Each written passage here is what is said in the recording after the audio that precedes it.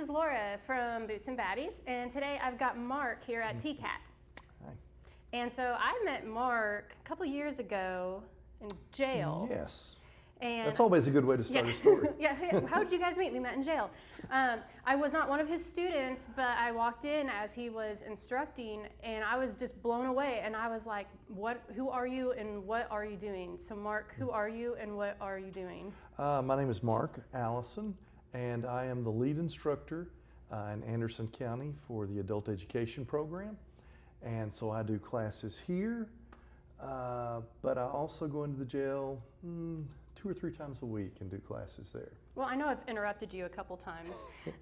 Well, that's because I didn't pay attention to the clock and went over my time, so that's on me. You teach interesting classes there. I think welding was one of them? We did have a program there for a while. We had a grant that we were able to go in and do that. I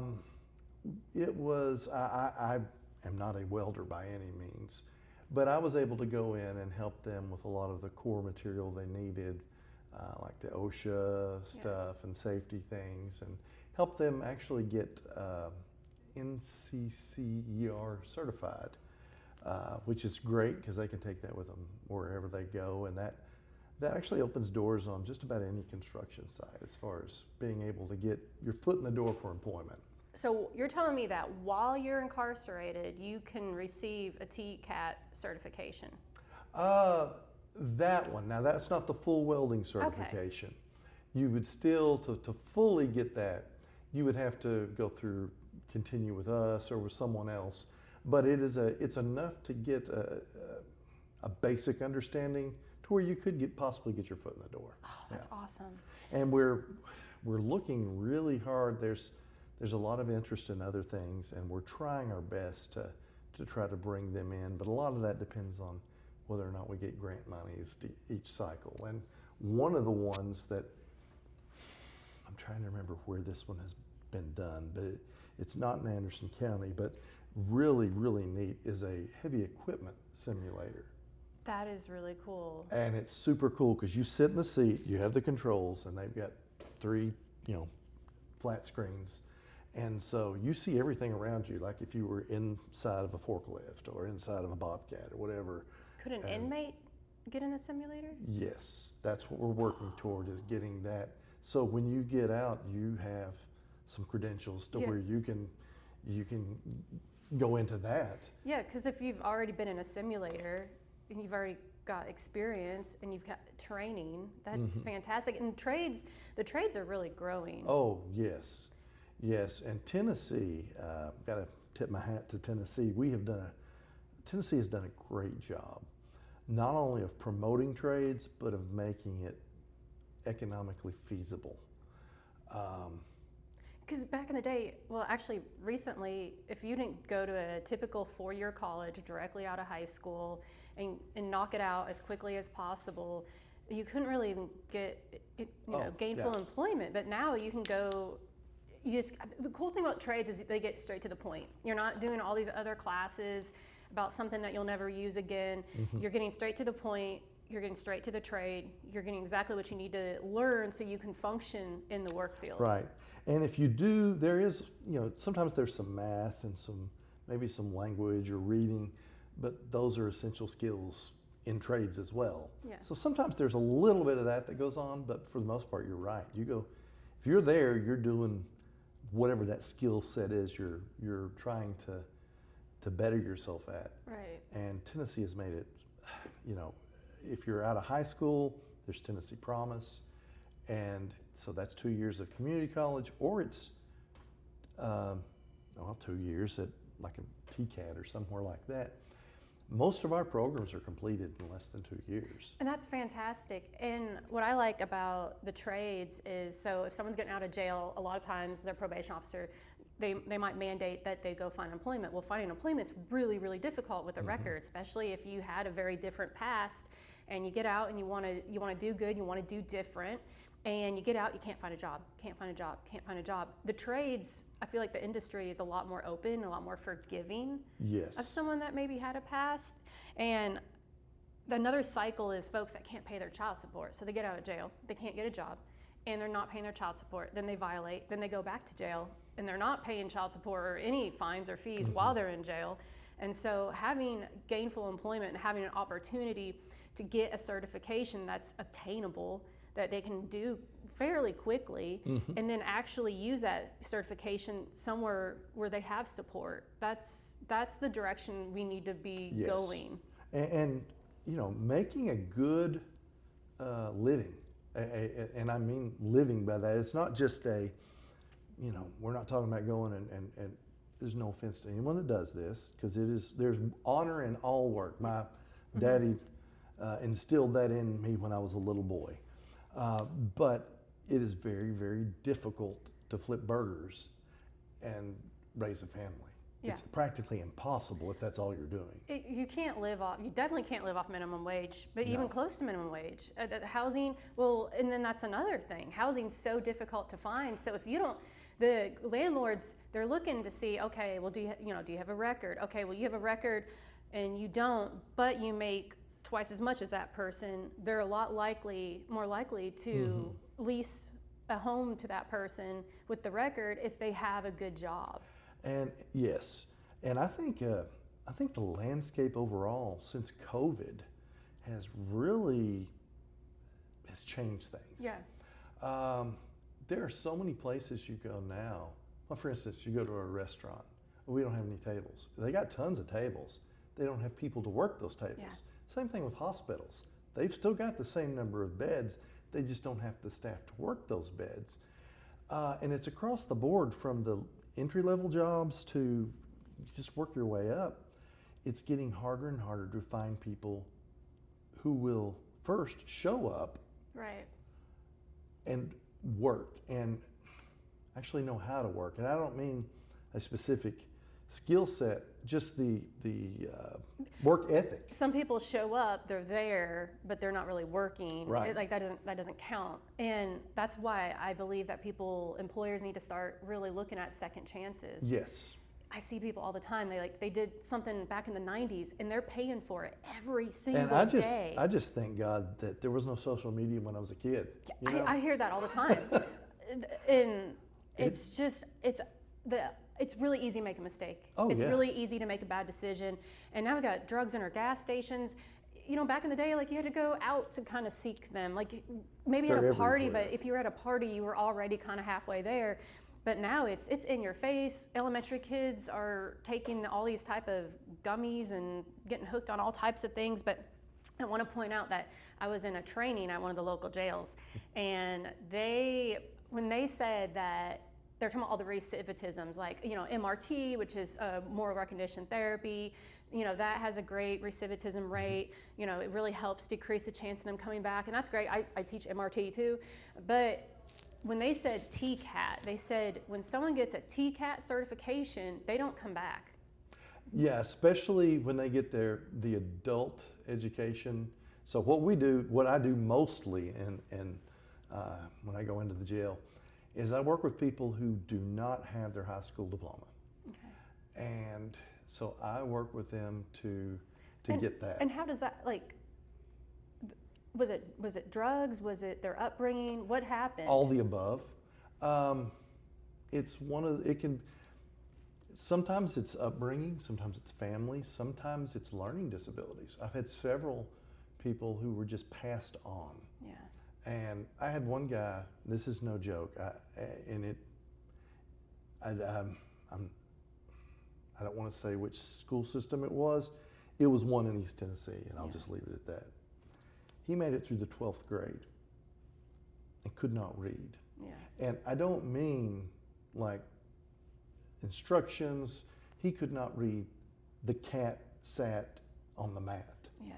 I mean, this is like very basic education. Well, and what that does to someone's self-esteem and self-identity too. And so for someone to sit down and take time with them and teach them things, they can go and do so many more things. Their confidence is going to be higher. They're less likely to use coping mechanisms. And honestly, we joke around TCAT with the adult education part of TCAT. I was told this when I came on board, and I've clung to it because it is so true. Basically, with what we do is we teach a little math and give them a pat on the back. Yeah. Our biggest role is that of a cheerleader. Yep. We want to encourage people because they've been beat down so many times. They've either been told you can't do this, or people have just given up, or whatever. Life has beat them down, and that's even in here. When we have students come here for their high school equivalency diploma, the same thing. You've got sometimes it's people who, for various reasons, sometimes they started a family, sometimes they dropped out of school, sometimes they had to become the breadwinner because a family member was ill. Yeah. Sometimes they get in trouble. It's just across the board. And sometimes people just don't value education until a few years down the road, and they've tried it without it, and they realize the doors get slammed in their face. Yes. And with the way it is now, if you'll show up, if you have your high school diploma, and you will show up for your shifts, and you show that you know how to work, you advance very quickly. As long as someone will hire you As with long a as someone record. will hire you. That's the tough part. I will say this for Tennessee as well. They have, and I cannot remember the name of it, but they do have some grants available. It's like second chance grants for employers. Ooh, that needs to be pushed out. Yes. People need to be aware of that. Yes, but the state will actually pay employers to give people another chance. I see this all the time. I work with a lot of people that have been in and out of jail, and I've got my own pass, which is how it got me into this field and passion. And I see folks, and they'll be like, "Laura, I nailed the interview. We're going to skip the second interview," and then they ended up not getting hired. Or they'll make it to the second interview. They're moving forward. They're open about it. I've been incarcerated, and this is what you're going to see when you run my background. And they're told you're good to go. It's fine. And then they either say we can't hire you, or they just ghost the person. Yeah. I mean, you see a lot of that, and it's like, just tell them they're not hired. I was going to say, yeah, that's the worst thing in the world. Just give someone an honest answer, yes or no. Don't play with them. That's horrible. And I think, especially after interviewing lots of people in my own walk and talking to other folks that are trying to figure out, like, how do we solve this problem? How do we reduce recidivism? How do we help the inmate population? And I think, at least right where I stand now, and my opinion might change, but based on what I've seen over the years, and I've been kind of studying this for about a decade, and I think a lot of it's employment. For a while, I thought it was housing. It's got to be housing first. And now it's like, I think it's employment. Not just for the money, but for the self-identity and for the sense of community and inclusion. And I'm not an addict anymore, or I'm not a felon. I'm not just a convict. I'm not just my mugshot. Well, and the work gets you back into a routine. And structure. We all have routines every day. Some are good, some are bad. And the more good ones you can get set up that become, this is what I do today, the less room there is for other things to if you're sitting around the house and you have nothing to do. Your mind it's a playground for the devil, and just getting up every day and taking a shower and making your bed and showing up, and when someone says, "Hey, what do you do?" Well, tell them what you do. In that homelessness, I know folks that are living unsheltered who apply and work hard, but they can't make it past the second interview. And if they could, they work hard. If they could make it past the second interview, they would have a house, especially if they have a sexual offense on their record. It's almost like a death sentence, a social death sentence. And I think it's important that as a community and as a society, we think of ways, if we don't know the answer, brainstorm what are ways that we can position somebody before they even get out. Go ahead and start positioning them, talking about employment, talking about housing. And I hear a lot of communities do the navigator position. I was a navigator in Morgan County for a while, and I do a lot of work with the Roane County navigators, and that's what they do. That's what I did too. Go into the jail and go ahead and start trying to help build a plan, which a lot of them, their first step out would be like a rehabilitation recovery program first, and that could take a year. It's a long process. But some folks they spend so long time in jail, they might be in there for a year. Well, they might feel that they're ready to go ahead and jump right into an employment program. Yeah, and I think I'd like to see that. I would like to see more of a mixture of that. Yeah. Because sometimes I think the term institutionalized, you spend so much time in there.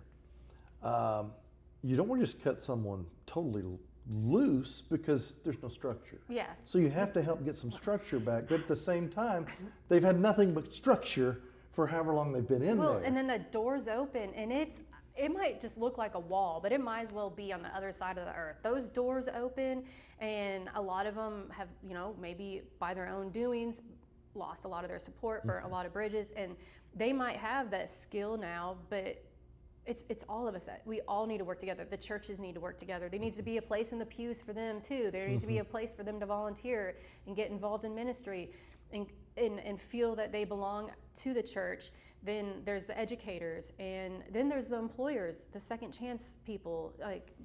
And there needs to be, we're really bad in society about doing a label. Oh yeah. And that label covers everyone. And it never, and the label, it's like it never lifts. Yeah, it's like forever. you brought up, for instance, sex offender, and I'm not trying to. There are people. There's a lot of different types. Though. There's a huge difference between rape in a dark alley, or statutory rape, where you have a 17-year-old and an 18-year-old both consenting. But one of them's underage and the other parent gets upset. I've worked with people who he was like 19, the girlfriend was 16, and the parents of the girl got mad, and that was forever ago, and he's paying for it and paying for it and paying for it. And how do you even get that off your record, especially if it was a different state and you're on probation in Tennessee, but it happened in a different state? It's like, and then violating while you're on probation or parole or whatever it is, sometimes it can be really easy. I know some folks that they battle with PTSD, and so they use cannabis, and I've tried to talk to them about it and stuff like that, and then they violate. And then I know other folks that they might be at the wrong, like at a restaurant that's too close to a school. Not even think about it. Yeah, it's not even, it could be a Sunday. Like nobody's even at the school. The average person, you ask them, how far is this restaurant from a school? How far is this restaurant from a church? Nobody knows. I have a friend who deals with that, and everything's zoned. Well, where's the zone? Or he'll have he was living with someone, but then they moved into a zone and then became homeless, and it's like these zones. And I understand we need to have public safety. It's just finding that line between public safety, because if we keep someone constantly incarcerated, are they getting better? 97% of people who are incarcerated will get out. So we want them to get out and not come back. That's right. And so we need to utilize the time that they're in, or even right after they exit, to pour into them. Because if you are worried about public safety, then we need to rehabilitate. We need to give them opportunity to work, so they're not lurking around random places in the middle of the night because they have no home and they're looking for somewhere to get warm, and then they get picked up again, or they're committing crimes, or they're starting a fire because they're cold and then they burn something down. It's just this endless cycle. It is, yes. And I see, you probably do too, I see often a lot of the same faces in the jail. Sometimes I'll be at one county, and then like 2 months later, I'll see them in a different county, and then they'll finish their time there, and then there's a hold somewhere else. And then you wind up with sometimes I've seen this where I am at most of the time now in jail. I will see someone from Upper East Tennessee because their jail is not large enough to accommodate. So they've been shipped somewhere else. They're an hour, half, 2 hours, 3 hours away sometimes. Very displaced. From anyone, family, anyone they really know. And so say their visitation hours are like Thursday early afternoon. Well, and then mom has to drive 3 hours to go see her son. Well, he's probably not getting that support. Not like he would if he was local. But I understand the jails are at capacity. What do you do? Definitely not pointing the finger. I think that the local jails are doing phenomenal things I see a lot of progress very quickly with rehabilitation and support, alternatives to incarceration. Huge fan of that. Yes. The ministries really seem like a lot of them are stepping up, but it's while they're in, and that's great. And we need more of it while we're in, but we need that discipleship, that follow through. I see all this second chance stuff everywhere, but I don't see a whole lot of people actually participating in a second chance opportunity. Yeah, it's there. It's getting them, to the next step when they get out. One of the things that I am pursuing, and you have to work through the system and the way things work, but we have a program with TCAT called Fast Track. Ooh. And so what that is essentially you're on a waiting list to get into TCAT in one of the programs. But you can come in and you can get up, because there's, for lack of a better way to put it, book work.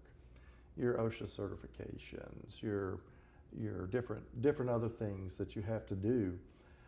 I would like for us to be able to get that in there for those who are getting close to release dates. I like that. To where we can just get that part out of the way and they can go straight in.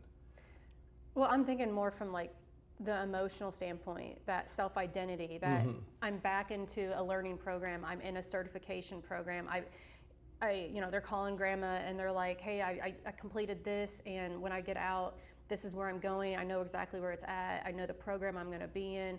And they can go ahead and start checking those boxes off. Yes, and this would be a great way to sort of be a pipeline for them to go from this straight into, and you've done the book work, so now you're doing the hands-on.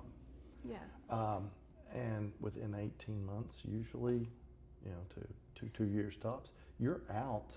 You have a skill set that you can make a decent living with, that you can go out to eat and still pay your utilities and your rent or whatever. You can actually begin to try to Well, I think try to be part of life again. Employers would see that too. They're like, okay, you don't have that certification yet, but you've already done this and you're currently in a program. Yes. Instead of this, well, one day I'm gonna, and then they can call their support and say, hey, I don't have anywhere to go, but I'm in this program. I feel like they're a lot likely to have a chance to maybe bunker up in someone's living room or guest bedroom for a little while. And that's huge. When you get out, whose bedroom, whose guest room, whose couch are you staying at? If it's the same people that got you in there, then you're going to go trouble. right back. So you trying to position yourself, and I think about that a lot, is position yourself for success when you get out, and starting that path, like already trying to think about, where am I going to stay when I get out? Where am I going to work? Or where can I get an education that I can afford? And see, the thing is, if they're already tied into TCAT while they're in, then they don't have, it's intimidating sometimes, especially if you've never really completed, say you got wrapped up in drug addiction when you were 14, you've never, applied for college, you never, any of that, it's just like, oh, well, I can't do that.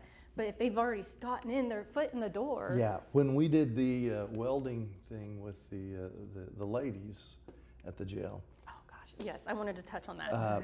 When they got their NCCER cards, or maybe it's NCE, I think it's 2 C's, I'm getting it mixed up. But anyway, that it's recognized nationally through the construction industry. So that's great, in case they just need to relocate. And in fact, I think I've got one in my pocket here.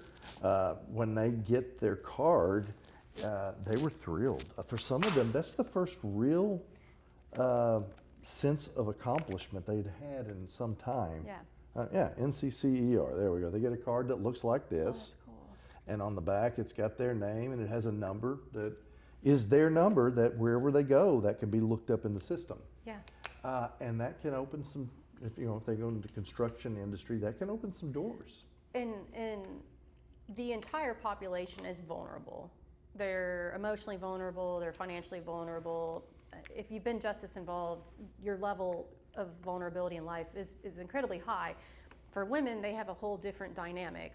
They're more likely to experience domestic violence because they are less likely to report. But another aspect is human trafficking. And a lot of them, they've been human trafficked for so long, some of them don't even know that that is human trafficking. And if they don't have a way for employment, they might try, and after 4 or 5 ghostings, they give up, and they might go back to that, where now they have a safe way to have employment. And Yeah, I'm just so glad that this program is extended to women as well. oh yes, it's that was great, and to see them when they finished their program. I got God bumps because I saw some of the pictures online at one of the Yes. graduations, and I might have happy cried. And It was great. It was great to see the smiles on their faces. In fact, one of them said, "When I go home," she said, I'll quote her words, "My old man's already turning the garage into a welding lab for me." It's so cool. So she was super thrilled. There's something she wanted to continue doing. One or two of them liked the experience, and just one of them got out there the first day and had gone through all the work to get there. And after one day in the welding labs, because we had a mobile lab that would come out, which was really cool. Okay, I saw that. But she was like, "This just isn't for me." I was like, "You know what? You've learned But something. she's This is exploring. great." Yeah. She has an interest. Yeah. And could they use any of these skills for self-employment? Yes. Okay, because see, that's Yeah. a whole nother avenue a person can go with, especially with a record, is self-employment, because then you have a trade that you can market. And the thing about welding, specifically that one, it's your skill. It's a really neat industry. In fact, one of the most sought out positions is a female welder. Really? And it's not, a lot of people say, "Oh, it's a dude." Is it because they're so meticulous? Yes. I think I've heard that somewhere Yes. before. A lot of people say, "Oh, it's the diversity and all that." No, it's not. It has nothing to do with that. It's the fact, and if you have any men listening to this or women, they'll identify. Okay, well, we do our makeup, we do our hair. It's a lot of. I was going to say it's not a sexist comment. It's an observation. Men will make a weld and go, "That'll hold." A woman makes a weld and wants it to hold, but pretty. wants it to look nice. That's right. Yeah. That's cool. And that's a sought after skill. Yeah. One of our welding instructor here, he had a young lady who had been through his program come back about maybe a year or so afterwards. Sort of a downtime here on campus. And so she came in to say hi, and it was around lunchtime, and she said, "Well, let's go get something to eat and catch up." And so they went out and got something to eat. He came back in, just sort of shaking his head as he walked in. He said, "You're not going to believe this." I said, "What?" He said, "She's been out of here a year." So here she was, about probably 24. She got hired on one of the plants in Oak Ridge. Okay, that's a good job. Was traveling across the country doing things, which at 24 is really cool too. She was making close to 6 figures. Okay. So Ladies, are you listening? now I can't guarantee that happens everywhere, But she but was exceptional. she was very good at what she did, and that was recognized by her employers. And so there's money to be made. Yeah. And I tell people all the time, I really do not like the idea that so and so has got this degree and they're better than this person or that. Look, it boils down to this: if my car is broke, I'll take it to the mechanic, That can fix it. not to the doctor who No. has the advanced degrees. Now my heart's not ticking right. Maybe I go see the doctor instead of the mechanic. But they both have a very useful purpose. I spent a lot of time in college. I did very well, but I can't honestly say that I really used any of my education or my degree. I ironically went into my own personal trade. I started bread baking, and I never did anything else. I have heard so many people say the biggest thing a degree, no, not an advanced degree, but a basic, associate's or bachelor's degree. What that does is open doors to show people you'll stick with something. Yeah, lots of math classes and French classes, and I don't know that I could speak French to save my life. Maybe, I don't know, but it's like it's all gone now. Yeah, there's so much you do, and the idea is, I described it to a young lady one time back when I was teaching high school. She was wanting to go into become a cosmetologist, and her mother was wanting her to go to business school. And so she, not trying to take sides, but she said, "What's the difference?" And I said, "Well, best way I can describe it's this: you can make a good living doing either one of them. The cosmetology," and she was an avid outdoors person too. I said, "Cosmetologist is more of a rifle approach. You aim for the target. You got one spot to hit. As long as you can hit that spot, you're great. As long as there's a need for that spot, you're great. The other one is more of a shotgun approach. You get some marks all over the target. So you've got a little bit wider pattern of options out there. But if you're good at one, that's all you need. That's all you need." Yeah, I sold a lot of bread for a very long time. I'm more focused on like the ministry and the rehabilitation and reentry, but for probably 12, 14 years, I mean, I was bread baking all the time.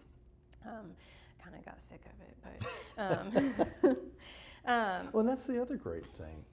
There's so many different trades. They can kind of evolve into something else. And I don't know where in the world we got the idea that you have to lock in to one thing for the rest of your life. Right. I'll be honest, it probably the happiest I've been, and I'm getting pretty north of that number now, but around 39, 40. I found myself doing a lot of different things. At one time I was working 7 part-time jobs. Oh, no, thank you. Well, it was out of necessity. Okay. And it was sort of neat. I got to put on a different hat every so often and go do something else. It takes its toll on you. It's hard. I don't want to say that that's the best route, but I learned something in each experience. There's no, my dad hammered this into my head from the time I was knee-high to a grasshopper. There's no such thing as a wasted education. Yeah. And part of that education is not just knowing how to do things, but what didn't work. I think Einstein and Edison, sometime asked him how did it feel to fail however many thousands of times it was to make the light bulb. He said, "I didn't fail. I just learned 999 different ways it didn't work." That's right. And so, and I think our justice-involved people, they need to know that, because there are going to be some bumps in the road, and those don't have to be failures. They can be learning experiences. One thing that I've seen, well, they call it the addict's will, and you'll see when someone's in recovery and they're going about life and they're doing it great, and then a door just slams on their face, and you're like, "Oh no, what's going to happen?" They're the quickest to jump right back up, figure out a different plan, and it's even bigger and even better. And it's just like that will that is inside of so many people that are justice involved. Really, it just takes one person in their life that's like, "I believe in you and I support you and I'm going to cheer you on." It's like they can do anything in the world. Yes, and it's really interesting. I cannot remember the study to save my life, but this was years and years ago. They did some of the standardized testing that kids do in school. At one point, there were people who would actually look at two things on those tests, and they would use that information to help them plan federal prisons in the future. Whoa. They would look at 2 things. That's kind of eerie. Yes, it is. Problem solving and cause and effect. Huh. And what they found is that if someone was very high in problem solving and very low in cause and effect, they had a higher likelihood of becoming incarcerated. I could see that. And you think about it, and just from people who I've come across in the jail, there's some very intelligent. I ran across one guy who had been out of school. he dropped out in the 4th grade. Excuse me, he'd been in Florida, had been a marine crane operator, which is a well-paying Really good job. But when he was here in the jail, he didn't have his high school diploma, so he wanted to work on it. And he would sort of play dumb at times, like, well, yeah. But I watched him, and I pulled him aside, and I said, "You're not dumb. Yeah. Don't play that game." I said, "If anything, you should be extremely proud. You found ways to figure out how to do math problems that no one taught you how to do. Yeah. From 4th grade to a senior year in high school, you missed out on all of that." That's a true intelligence. Yes, and I said, "You figured out ways to make that work. That's brilliant." So we've got some very smart people who they need somebody to come alongside them and help them say, "Look here, let's think through.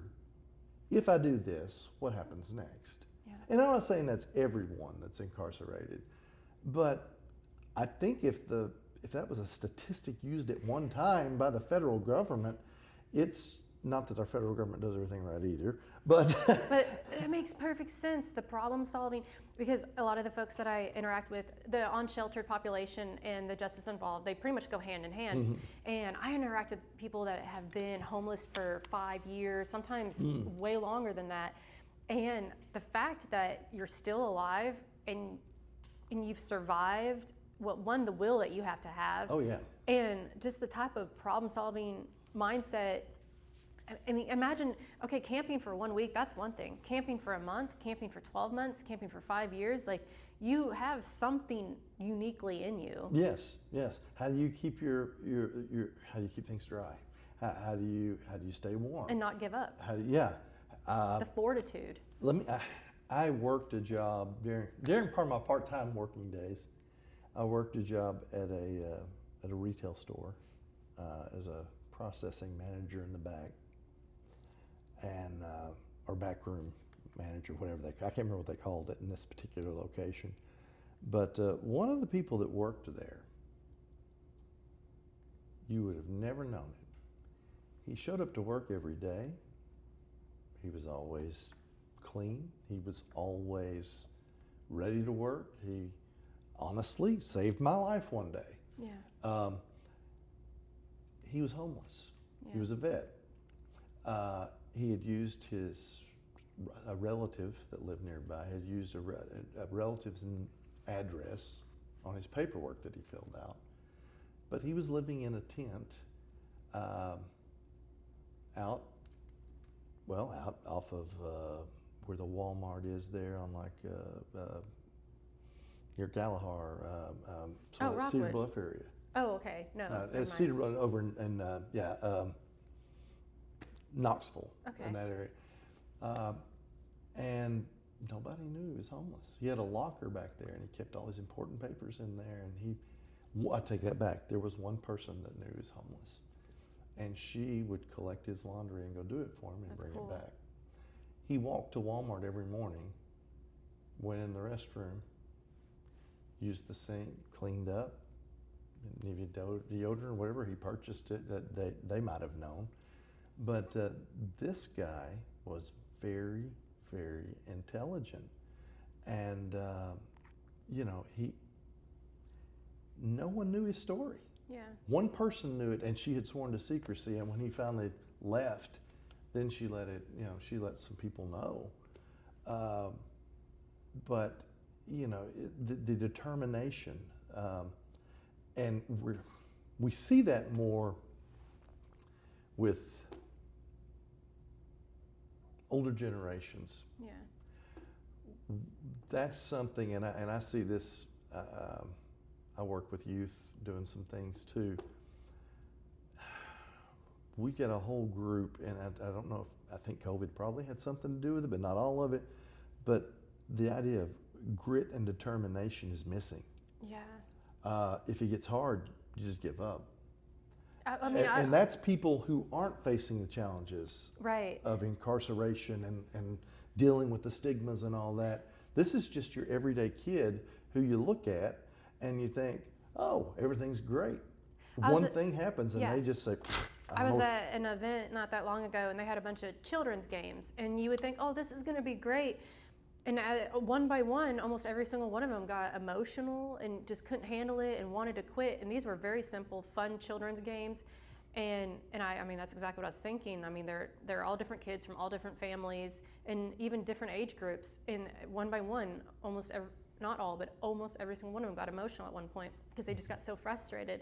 And oh, I don't want to play anymore. And it was like, what? Yeah, it's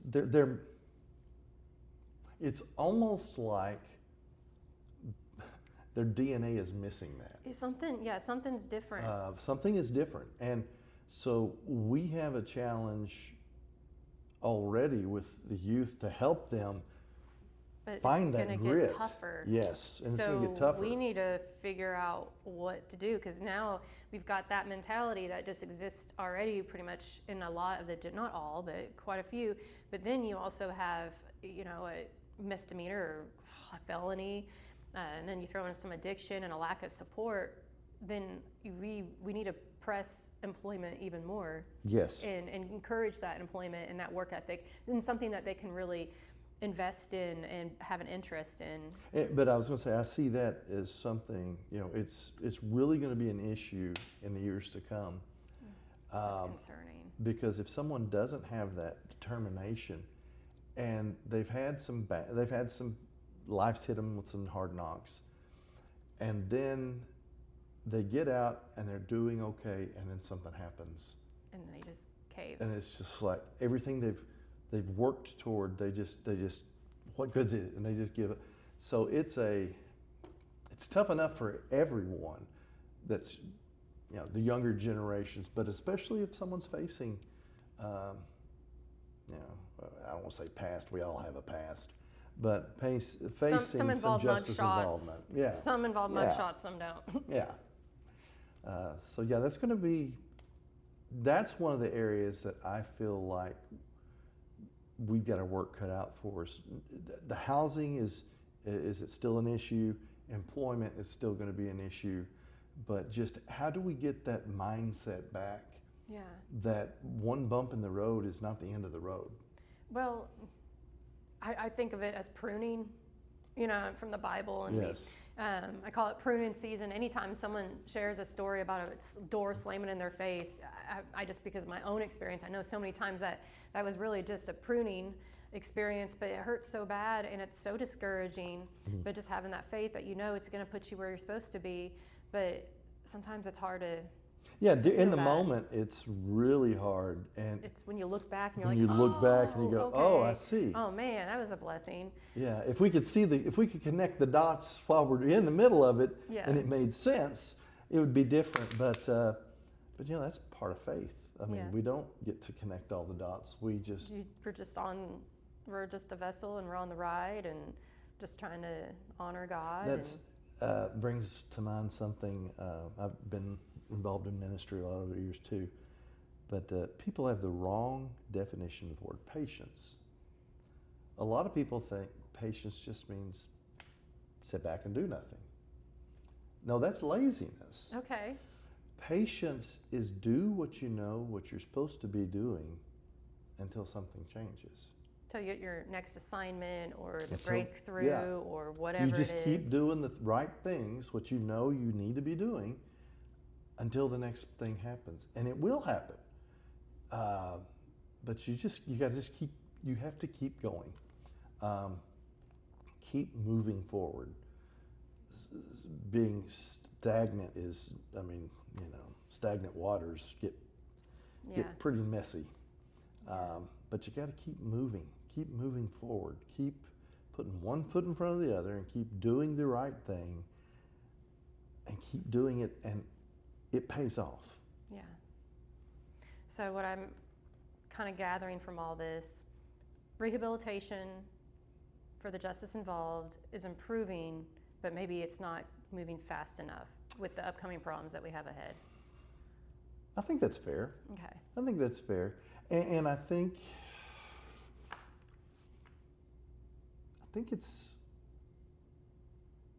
think it depends who you talk to as well. Yeah. You mentioned alternatives for incarceration. I think that that program is doing exceptional things. They're pretty much the standard. Yes, they are. But you don't have that everywhere. No, you go other places and they might not have a single program in there.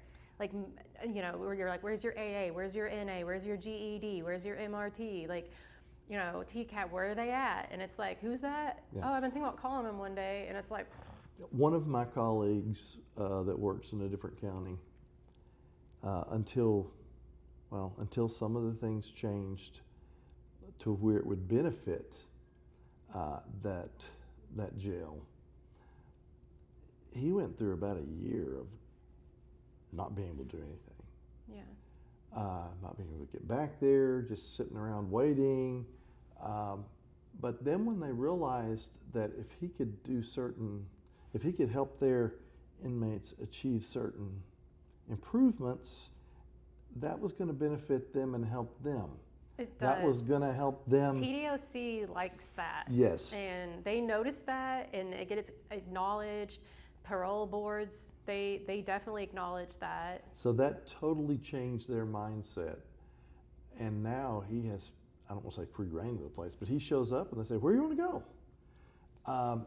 But it took a while for them because it was just sort of an inconvenience. So when you show it up was to a seen jail as an inconvenience. and maybe you're teaching or you're doing ministry, the officers, their hands are pretty full. You know, they're jumping between different pods. There's emergencies. There's medical. You know, there's food that has to be given. They have, you know, they need to go outside. Different things. Someone's being released. Someone's being booked.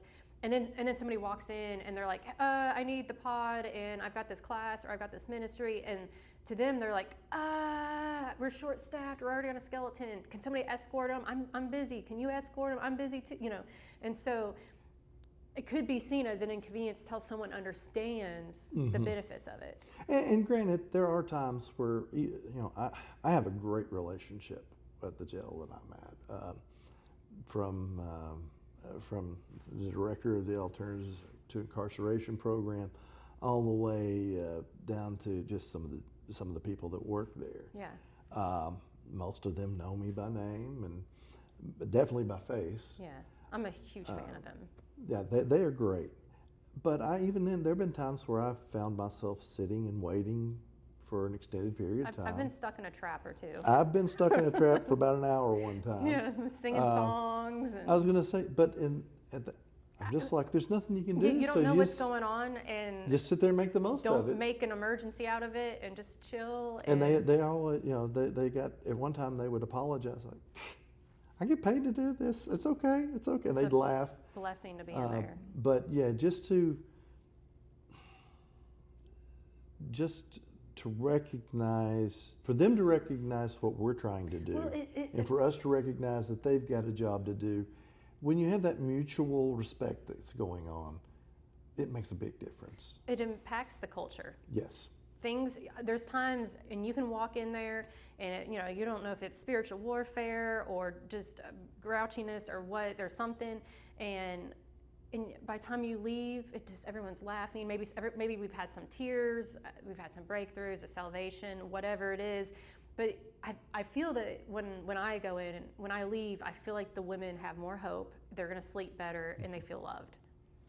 That's one thing I make sure, whether it's, and I wind up dealing more with the men than the women, but we just don't have as large of a population of women wanting or needing their what would you say, GED, but high school equivalency diploma. So it sort of varies. Time to time I'll go through a phase where there's a group of them and then there's not. But going in there, a smile, a kind word, just listening to people talk. Well, they'll thank me like, yeah. Thank you for taking time, especially like on holidays. And I'm like, this is where I want to, like almost I go in on the regular, and then I try to go in on major holidays too, because I don't know who's not going to get a visitor, who's not going to hear from anyone they love. And it's just a really hard day to be in there. So I try to usually go in and have some type of something to make their day better. You know, and it's so neat. Of course, part of it is, these programs, no one's forced to do these programs. It is by choice. Yeah. And I'll be honest, and if somebody from any of my classes here hears this, please don't take this the wrong way, because I love y'all too. But if I could do nothing but work in the jails all day, I would. Yeah. They are the most receptive, thankful group I come across all week. Very receptive, very thankful, very kind. I may get one person in here, or two people in here that thank me. If I've got a class of 8, all 8 of them thank me before they leave the room. Yeah. I had one of them, and I shared this with my wife and kids, because they're like, so what's, or my kids especially, like, so what's the big deal? I showed them a little piece of that white candy that's in that red wrapper. One of them, right before Christmas break, went, "Thank you, Teach," and slid it across the table. And it's still sitting in that wrapper and probably will for the rest of my life. But I showed it to my kids, and I'm like, so I said, you don't understand how hard it is to come by things in there. Yeah. And you pay more in the commissary items. I mean, it's ridiculous. If you even have someone to put money on your books. Yes, if you have somebody to do that. It's very special. Yes. And for him to do that, that just really touched me. That was a sacrifice. Yes, it was a sacrifice for him to just slide that across the table and say thank you. It's like, my gosh, what you go through on a daily basis, and what you go through to get this one piece of candy, and you could have traded it. Oh yeah, everything's a commodity. Yeah. But that, to him, that was important, and that type of, I'm not patting my back. I'm not trying to say that, but that type of thing doesn't happen unless you're willing to pour your time and your heart into other people. They can feel it and they can see it. Oh yeah, they can tell when it's not. genuine. Yeah, when it's genuine, when it's insincere. It's just they're in some. I hate to say they're like children, but children are that way. Children can read a person instantly. Well, a lot of them have experienced so much trauma, which makes them hypervigilant to tones Yes. and body language. They can read you far better than the average person on the street. Yeah, and honestly, I'd probably rather sit down and eat a meal with any of them than I would the average person on the street. I mean, they're very, very genuine, Yes. very down to earth. I think a lot of people, unless you've either been incarcerated or you've spent an amount of time in jail serving in some capacity, we just got the wrong opinion. And no, I mean, not everyone's just this innocent angel. No, everyone's not. A lot of them, I just see them as very, very hurt. I didn't do a whole lot of prison ministry with the men. I've done female prison ministry and female county jail ministry. But the first time I went into a men's prison, because we were baptizing women, and there was a male compound and a female compound next door. In order to baptize, to go in with the women, we had to go as a group to the men first, and the group had to stay together. And I was like, well, I'll just wait in the parking lot, because I don't really want to go in the men's prison. And someone's like, well, we have to move as a group. And I'm scared. I'm embarrassed to admit this, but the first time I went into a men's prison, I was scared. I stood right next to the main lady the whole time, who was like 6 foot tall, and if she took a step left, I took a step left. I mean, I was really scared. And then we went into the chapel, and I'm still like really uptight, and this guy walks in, and he's got this, it's an accordion, and he's singing about milk thistle and honey, and then this other guy who was serving a life without parole, never will he step outside again. He was playing on the piano, and he was singing, and he had been in there for probably 20 years, and I got God bumps. He sounded like an angel, and so I'm starting to kind of relax a little bit, but I'm still like, eh. And I had this like crazy spiritual moment, and all the men, they're all in their whites, and they're all in line, in chairs though, the chairs are all in line, and I could just see all their profiles, and all of a sudden I stopped seeing convicted men with tats all over their face, and it's like I saw children. And it was something crazy, and it just lifted right away, and I felt the Holy Spirit, and I was like, what? And I mean, just ever since then, I mean, because I did struggle with some of the fear of male inmates, but then that lifted, and it was really crazy. I don't know why I had to share that, but no, that's great. And I love that you said you saw children, because that's a child of God right there. yeah. And I love when you look at the Gospels, Jesus' harshest words and criticism were for the ultra religious people of the day. He said, tie him to a block and throw him in the throw ocean. them in the ocean He said if they're it going to twice. stumble them. Yeah. Who did he spend his time with? The sinners of the sinners, the debtors, we were assuming the prostitutes. Yeah, the tax collectors, all those, the people who society had said no. Yeah. You spend time with them. You spend time. Well, I think his words were, the well don't need a physician. Yeah. When we go in there, that's what we're doing. We're going in there. I heard Loving on somebody. them. Yeah, we're not just representing Christ. We're representing Christ. Ambassador. Yes. And even me, in my position, I am a state employee. But that doesn't stop me from being who I am. Right. And treating someone the way I want to be treated. Well, we're to feed and give water and clothes and visit the prisoner. Yeah. It's very clear. It's said many times. And I saw a sweatshirt that said something about all my role models went to prison, and it was like, you got Paul and Jesus. That's funny. Like a whole list of them. Yeah, and then, I think, who was it? Drawing a blank on the name. Maybe it was St. Francis, I want to think. I don't know. I'm not really good on naming all the different saints. I don't have a background. It's Roman Catholicism, so I don't know them all. But I do remember the quote, and it was something along the lines of,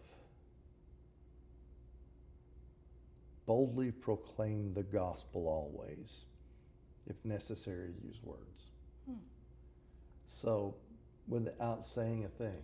Letting people see the Holy Spirit, letting people see Jesus in you. Yeah. Without having to, that's awesome. Just be present and care. Show up, be consistent, care. Yeah. And if I miss a week, they're asking, is he coming back? What happened? Is he coming back? Oh, and they'll talk about it. Do you know what's going on? Yeah. Well, I'm probably running out of camera space. Is there anything you need to add? I can't think of anything really to add other than just, I would encourage, if you have never, if you're watching this and you've never been involved in any ministry or any outreach, whether it be with a church or whether it be with an organization trying to help people better themselves, however it is. You can do one right out of your vehicle. Oh, yeah. I've got a homeless ministry I run out of my Jeep. Yes. I just keep supplies in the back, and I pull over and I'm like, hey, what's up? Yes. How can I pray for you? And you may, at first you'll think, I'm ministering to them, but you know what? You're the one that gets a huge blessing out of it. So that's one thing. And if you are one of those who have been justice involved and are listening in, I just want to encourage you. Keep doing what you know you need to be doing. You have already proven so much. If you're listening to this, you're wanting to try to better yourself and listen in, and you're wanting to grow. And don't ever stop doing that. In fact, I mentioned my daddy a couple of times in this. I'm going to end with one story of his, well, two stories, but they're going to be connected. My father dropped out of high school around age 16, back in the 50s. No one was diagnosing anything those days, but he would have been dyslexic. The man could do math problems in his head that as an adult I had to have a calculator, a piece of paper, and a pencil, and he could just rattle them off. But reading, it was a struggle. He'd have to read over and over and over again to comprehend what he was reading. That being said, he had no official papers saying that he was a graduate of anything, but he was the wisest man I've ever known in my life. And I remember coming home from school in middle school, sitting at the table. We'd sit down and eat supper together, and Mom and my sister and I and Daddy. And he asked me one day, "What'd you learn?" And typical, middle schooler, "Nothing." Let it slide. Next day, "Mark, what'd you learn today?" "I don't know." He let it slide. Third day, "What'd you learn today?" Nothing. He slammed his fist down on the table and said, "Mark, 3 days I've asked you what you've learned, and 3 days you've told me nothing. You should learn something every day of your life."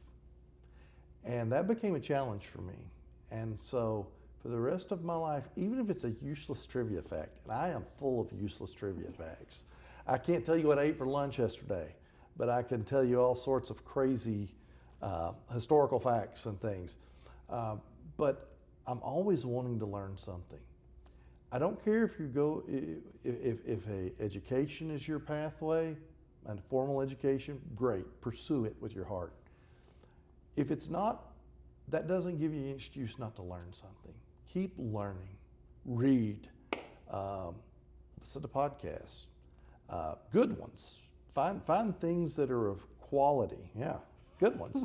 Find things that are of quality and invest some time in them, and it will pay off. And you can do just about anything you put your mind to. I'm a firm believer of that. Sometimes life wants to slow you down, wants to throw up roadblocks, and sometimes that dream changes a little bit, but just keep moving. Don't give up. Well, Mark, this is probably one of the best conversations I've had in a long time. Well, thank you. I've enjoyed it. Thank you for... I truly mean thank you so much for what you do for the inmate population. Oh, well, thank you. It's my pleasure. Awesome. They're a blessing to me. Awesome. Thank you.